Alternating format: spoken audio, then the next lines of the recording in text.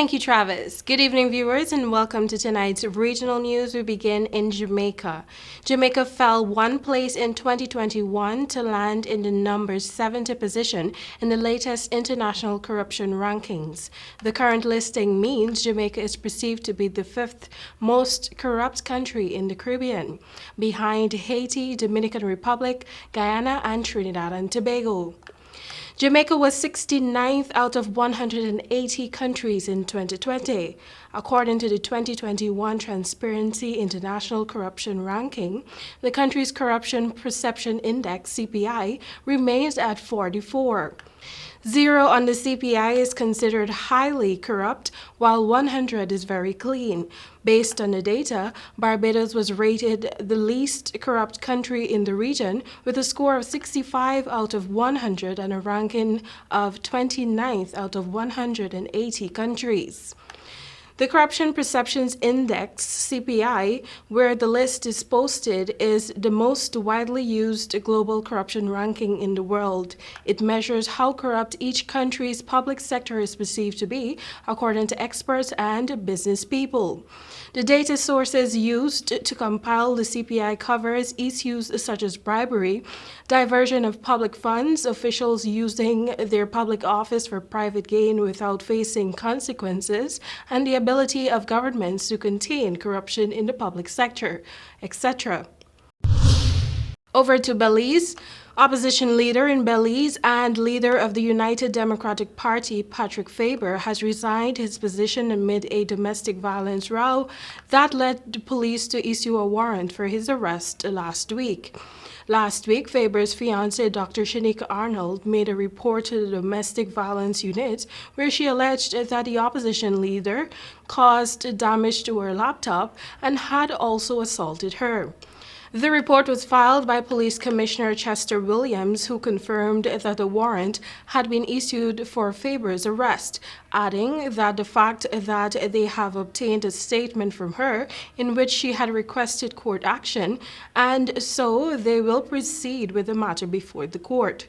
In 2021, Belize recorded over 2,000 domestic abuse cases, almost 30% of which are still open.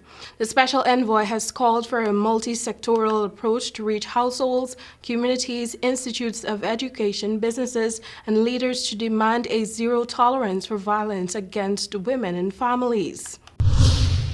And now for some news coming out of the World Health Organization.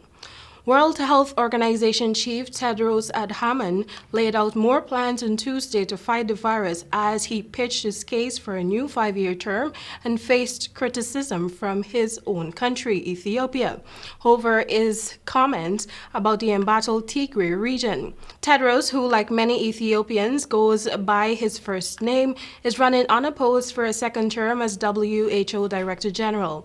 That makes his presentation to the UN Health Agency's Executive Board a bit of a formality, since he is all but certain to win re-election when the WHO Assembly takes place in May. Recently, Tedros, an ethnic Tigrayan, has come under new criticism from Ethiopia's government, which has been fighting militants in Tigray for his comments on Twitter and elsewhere that condemned Ethiopia's blockade of the international access to Tigray. He said WHO had not been allowed to send any humanitarian aid to the region since July and has called for unfettered humanitarian access to Tigray, whose people are facing enormous hunger amid the war. And now for a final story coming out of Venezuela. A U.S. offer to loosen sanctions against Venezuela's government is not indefinite and could be reversed if the ruling party does not return to talks with the opposition, opposition leader Juan Guaido said on Monday. In October, delegates from the administration of President Nicolas Maduro backed out of talks meant to provide a solution to the country's long-running political and economic crisis.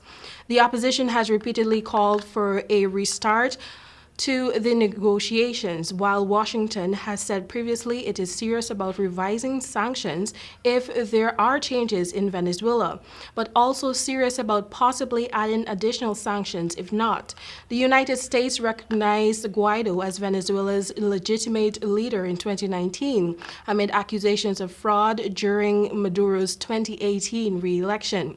Dozens of other countries also initially recognized Guaido, but since 2021 legislative election, a number of countries and the European Union have backed him only as leading opposition figure. That's all for tonight's regional news. Thank you for watching. Back to you, Travis.